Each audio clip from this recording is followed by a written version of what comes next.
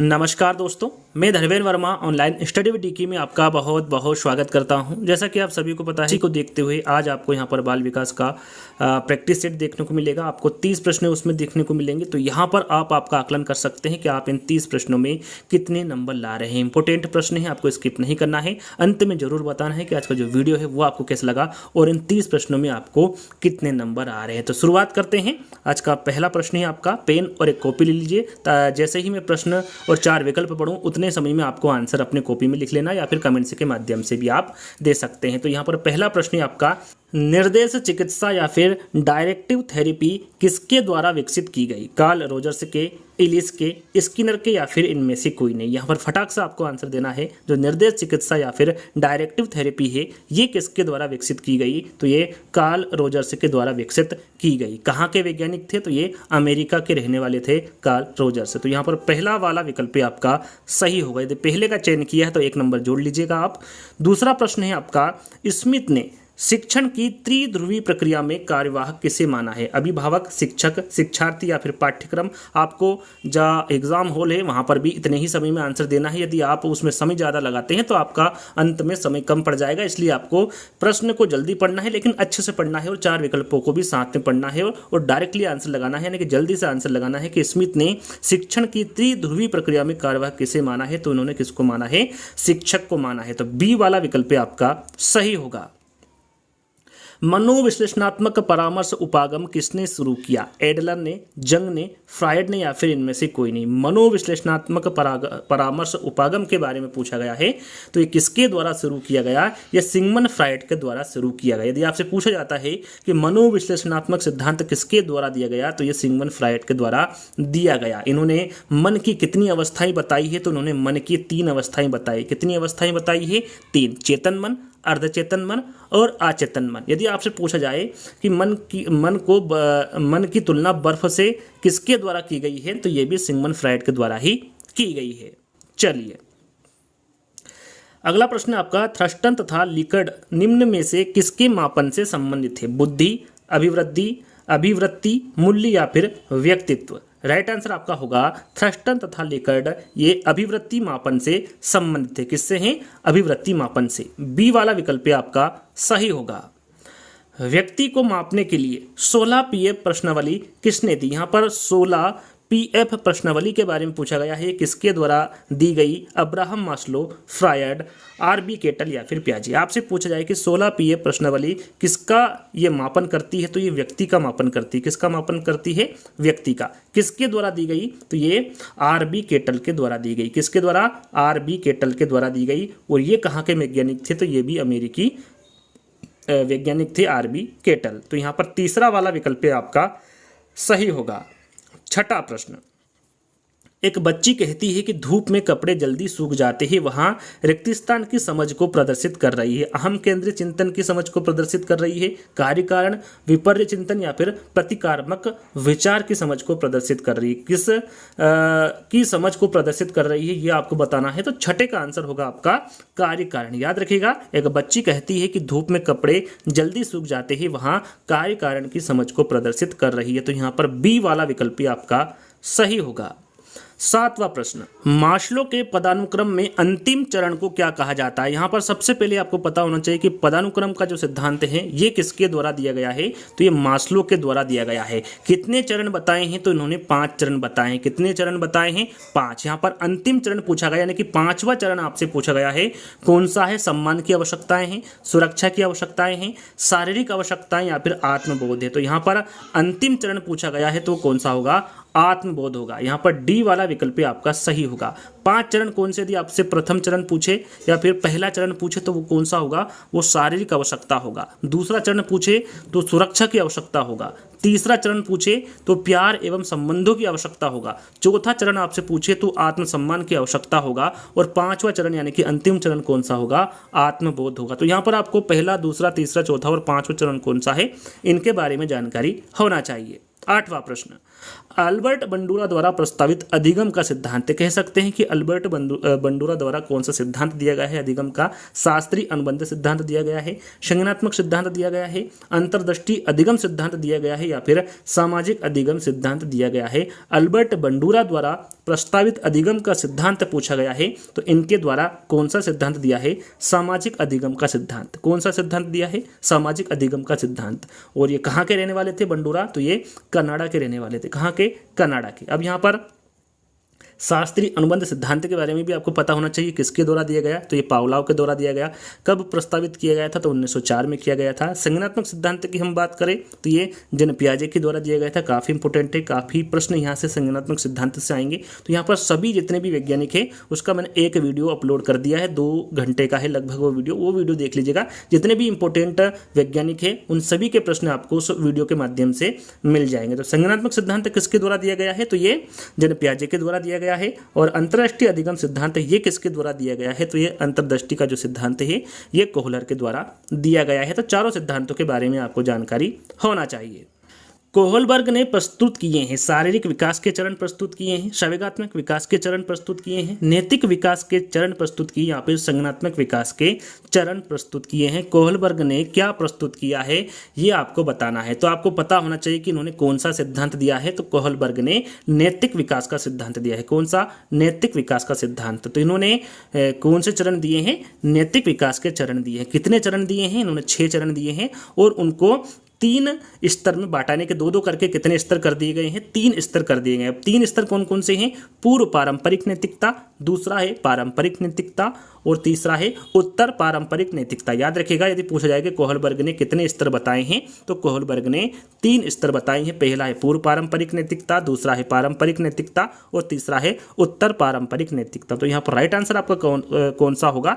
तीसरा वाला होगा। सीखने का क्लासिकल कंडीशनिंग सिद्धांत के प्रतिपादक कौन थे? स्किनर, पावलोव, थॉर्नडाइक या फिर कोहलबर्ग। क्लासिकल कंडीशनिंग सिद्धांत के बारे में पूछा गया है तो आपका सही आंसर होगा पावलोव। याद रखिएगा, सीखने का जो क्लासिकल कंडीशनिंग सिद्धांत है इसके प्रतिपादक कौन होंगे? पावलोव होंगे। 11वां प्रश्न है आपका, प्रतिभावान लड़की घर में बैठना कम पसंद करती है तथा अधिक क्रियाशील तथा झगड़ालू होती है। यहाँ पर जो कथन दिया गया है ये किसके द्वारा दिया गया है? ट्रो का कथन है, स्किनर का कथन है, हेली का कथन है या फिर वुडवर्थ का कथन है। तो यहाँ पर जो दिया गया कथन है ये ट्रो का कथन है। किसका है? ट्रो का। तो यहाँ पर पहला वाला विकल्प आपका सही होगा। अगला प्रश्न है, व्यक्तित्व मनोविश्लेषणात्मक सिद्धांत किसके द्वारा प्रतिपादित किया गया? थोड़ी देर पहले ही मैंने आपको बताया था, यदि आपने ध्यान से सुना होगा तो आप यहाँ पर चारों विकल्पों को पढ़ते ही आंसर लगा सकते हैं। केटल, गिलफोर्ड, कोहलबर्ग या फिर फ्रायड। तो मैंने आंसर आपको बताया था सिगमंड फ्रायड। जो व्यक्तित्व मनोविश्लेषणात्मक सिद्धांत है यह सिगमंड फ्रायड द्वारा प्रतिपादित किया गया। अगला प्रश्न है आपका 13वां, जिन पियाजे द्वारा प्रतिपादित संज्ञानात्मक विकास सिद्धांत की किस अवस्था में बालक वस्तुओं को पहचानने का प्रयास करने लगता है? पूर्व सक्रियात्मक अवस्था में, संवेदी प्रेरक अवस्था में, औपचारिक सक्रियात्मक अवस्था में या फिर अमूर्त सक्रियात्मक अवस्था में? सबसे पहले आपको पता होना चाहिए कि जिन पियाजे ने कौन सा सिद्धांत दिया। तो यहाँ पर लिखा हुआ है संज्ञानात्मक विकास का सिद्धांत। इन्होंने कितनी अवस्थाएं बताई है? तो इन्होंने 4 अवस्थाएं बताई। चारों अवस्थाएं आपके सामने हैं, संवेदी प्रेरक अवस्था, पूर्व सक्रियात्मक अवस्था, औपचारिक अवस्था और अमूर्त अवस्था। यहाँ पर ये तो आपको पता होगा 4 अवस्थाएं बताई, कौन कौन सी ये भी पता होगा। आपको ये पता होना चाहिए कि कौन सी पहली है, कौन सी दूसरी है, कौन सी तीसरी है, कौन सी पहली है। तो सबसे पहली अवस्था है संवेदी पेशी अवस्था या फिर संवेदी प्रेरक अवस्था। इसे इंद्रिय जनित अवस्था भी कहते हैं, जो कि जन्म से 2 वर्ष तक की होती है। यदि आपसे पूछे कि जो संवेदी पेशी अवस्था है इसकी अवधि कितनी होती है, तो इसकी अवधि होती है जन्म से 2 वर्ष। दूसरी अवस्था होती है पूर्व सक्रियात्मक अवस्था, जो कि यहाँ पर पहले नंबर पर आ रही है। ये दूसरी अवस्था है पूर्व सक्रियात्मक अवस्था, जो कि 2 से 7 वर्ष तक की होती है। तीसरी अवस्था है मूर्त सक्रियात्मक अवस्था, मूर्त कह लीजिए या फिर औपचारिक सक्रियात्मक अवस्था कह लीजिए। ये कौन सी अवस्था है? ये तीसरी अवस्था है जिसकी जो अवधि होती है वो 7 से 12 वर्ष तक की होती है। और चौथी अवस्था होती है अमूर्त सक्रियात्मक अवस्था, जो कि 12 से ऊपर की जो अवस्था होती है वो अमूर्त सक्रियात्मक अवस्था होती है। तो याद रखिएगा, पहली कौन सी है, दूसरी कौन सी है, तीसरी कौन सी है और चौथी अवस्था कौन सी है और इनकी अवधि कौन सी है, इसके बारे में भी आपको पता होना चाहिए। साथ में जिन पियाजे कहाँ के रहने वाले थे? तो ये स्विट्जरलैंड के रहने वाले थे जिन पियाजे। तो यहाँ पर शायद मैं आंसर आपको नहीं बताया हूँ। तो 13 का आंसर आपका होगा पूर्व सक्रियात्मक अवस्था। याद रखिएगा, जिन्हें पियाजे द्वारा प्रतिपादित संज्ञानात्मक विकास सिद्धांत की पूर्व सक्रियात्मक अवस्था में बालक वस्तुओं को पहचानने का प्रयास करने लगता है। तो यहाँ पर पहला वाला विकल्प आपका सही होगा। अगला प्रश्न है, बुद्धि का तरल मॉडल किसके द्वारा दिया गया था? केटल, गिलफोर्ड, स्पीयरमैन या फिर कहलबर्ग। काफ़ी इंपॉर्टेंट प्रश्न है, आपको पता होना चाहिए। जो बुद्धि का तरल मॉडल है ये केटल के द्वारा दिया गया था। किसके द्वारा? केटल के द्वारा दिया गया था। 15वां प्रश्न है, शिक्षा की किंडरगार्टन पद्धति का प्रतिपादन ये किसके द्वारा किया गया था? टीपी नन, स्पेंसर, फ्रोबेल या फिर मॉन्टेसरी। यहाँ पर किंडरगार्टन पद्धति के बारे में पूछा गया है और जहाँ पर किंडरगार्टन पद्धति आए वहाँ पर आपको फ्रोबेल लगा देना है, क्योंकि जो शिक्षा की किंडरगार्टन पद्धति है इसके प्रतिपादक कौन होंगे? फ्रोबेल होंगे। तीसरा वाला विकल्प आपका सही होगा। स्फूर्ति की अवस्था, स्फूर्ति की अवस्था किसे कहा जाता है? यहाँ पर देखिए विशेषता पूछी गई है, शेष अवस्था, किशोर अवस्था, प्रौढ़ावस्था या फिर बाल्य अवस्था। तो यहाँ पर आपका सही आंसर क्या होगा? स्फूर्ति की अवस्था किसे कहा जाता है? तो याद रखिएगा ये बाल्य अवस्था को कहा जाता है, जो कि 6 से 12 वर्ष तक की अवस्था होती है बाल्य अवस्था, और इसे स्फूर्ति की अवस्था भी कहा जाता है। किस मनोवैज्ञानिक के अनुसार विकास एक सतत व धीमी प्रक्रिया है? कॉल्सनिक, पियाजे, स्किनर या फिर हरलॉक। यहाँ पर किस मनोवैज्ञानिक के अनुसार विकास एक सतत व धीमी प्रक्रिया है आपको बताना है। राइट आंसर आपका होगा हरलॉक। हरलॉक मनोवैज्ञानिक के अनुसार विकास एक सतत व धीमी प्रक्रिया है।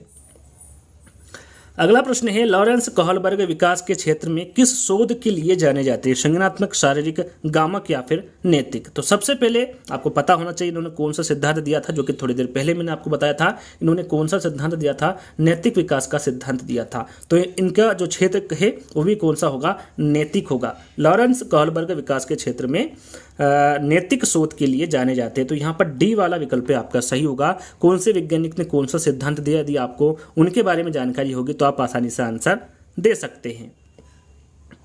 अगला प्रश्न है, विकास कभी ना समाप्त होने वाली प्रक्रिया है। यहाँ विचार किससे संबंधित है? अंतः क्रिया का सिद्धांत, एकीकरण का सिद्धांत, अंतः संबंध का सिद्धांत या फिर निरंतरता का सिद्धांत। राइट आंसर आपका होगा यहाँ पर निरंतरता का सिद्धांत। विकास कभी ना समाप्त होने वाली प्रक्रिया है। यहाँ जो विचार है निरंतरता के सिद्धांत से संबंधित है। बुद्धि लब्धि संप्रत्यय विकसित किया। जो बुद्धि लब्धि है ये किसके द्वारा संप्रत्यय विकसित किया गया? बीने, रीड, टर्मन या फिर कैटेल। बुद्धि लब्धि संप्रत्यय किसके द्वारा विकसित किया गया? तो ये टर्मन के द्वारा विकसित किया गया। किसके द्वारा? टर्मन के। तीसरा वाला विकल्प आपका सही होगा। विनेटिका विधि या फिर इकाई विधि। विनेटिका विधि को ही इकाई विधि कहा जाता है। इसके प्रतिपादक के बारे में पूछा गया है। कार्लटन वासबर्न है, टर्मन है, H.E. आर्मस्ट्रांग है या फिर लिकर्ड है। विनेटिका विधि के प्रतिपादक के बारे में पूछा गया है। राइट आंसर होगा कार्लटन वासबर्न। याद रखिएगा विनेटिका या फिर इकाई विधि के प्रतिपादक कौन होंगे? कार्लटन वासबर्न होंगे, यानी कि पहला वाला विकल्प आपका सही होगा। अगला प्रश्न है, बच्चों के बौद्धिक विकास के 4 भिन्न चरण किसने पहचाने हैं? वॉटसन, वुडवर्थ, स्किनर या फिर पियाजे ने। तो बच्चों के जो बौद्धिक विकास के 4 भिन्न चरण हैं ये पियाजे के द्वारा पहचाने गए। किसके द्वारा? पियाजे के। और 4 चरणों के बारे में आपको बता चुका हूं और उनकी अवधि भी साथ में आपको बता दिया हूं, तो यहाँ पर उसके बारे में चर्चा नहीं करेंगे। तो यहाँ पर अगला प्रश्न है, व्यवहारवाद का जनक किसे कहा जाता है? वॉटसन को, गुदरी को, डोनाल्ड हेप को या फिर कर्ट लेविन को। व्यवहारवाद का जनक के बारे में पूछा गया है, तो ये किसे कहा जाता है? इंपॉर्टेंट है, ध्यान दीजिएगा। ये JB वाटसन को व्यवहारवाद का जनक कहा जाता है। अगला प्रश्न है, मनोविज्ञान के मनोविश्लेषणवादी संप्रदाय के प्रवर्तक है विलियम मैकडूगल है, सिगमंड फ्रायड है, KB वाटसन है या फिर विलियम उंट है। यहाँ पर मनोविज्ञान के मनोविश्लेषणवादी संप्रदाय के प्रवर्तक के बारे में पूछा गया है। चाहे आपसे मनोविश्लेषणवादी सिद्धांत के बारे में पूछिए, प्रवर्तक के बारे में पूछिए, आपका सही आंसर क्या होगा? सिगमंड फ्रायड होगा। याद रखिएगा मनोविज्ञान के मनोविश्लेषणवादी संप्रदाय के प्रवर्तक कौन होंगे? सिगमंड फ्रायड होंगे। प्रासंगिक अंतर्बोध परीक्षण का निर्माण किसके द्वारा किया गया? मरे, मार्गन, एडवर्ड या फिर मूरे एवं मार्गन। प्रासंगिक अंतर्बोध परीक्षण का निर्माण किसके द्वारा किया गया? तो ये मूरे एवं मार्गन के द्वारा किया गया।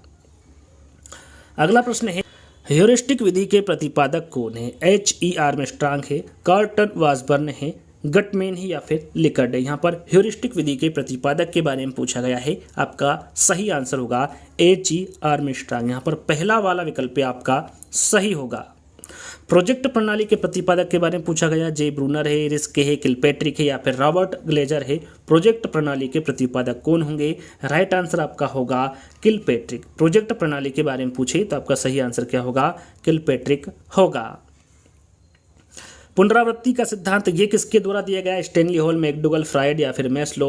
पुनरावृत्ति का सिद्धांत किसके द्वारा दिया गया? राइट आंसर आपका होगा स्टैनली हॉल। इंपॉर्टेंट है, ध्यान दीजिएगा, पुनरावृत्ति का सिद्धांत स्टैनली हॉल के द्वारा दिया गया। ब्रेल लिपि के प्रतिपादक कौन है? सरल सा है, सभी को पता है, लुई ब्रेल है, मैकडूगल है, फ्रायड है या फिर मैस्लो है। तो जो ब्रेल लिपि के प्रतिपादक होंगे वो लुई ब्रेल होंगे। अगला और अंतिम प्रश्न है, निम्नलिखित में से कौन सा मूल्यांकन सत्र की समाप्ति के बाद किया जाता है? योगात्मक मूल्यांकन, निदानात्मक मूल्यांकन, रचनात्मक मूल्यांकन या फिर उपरोक्त में से कोई नहीं।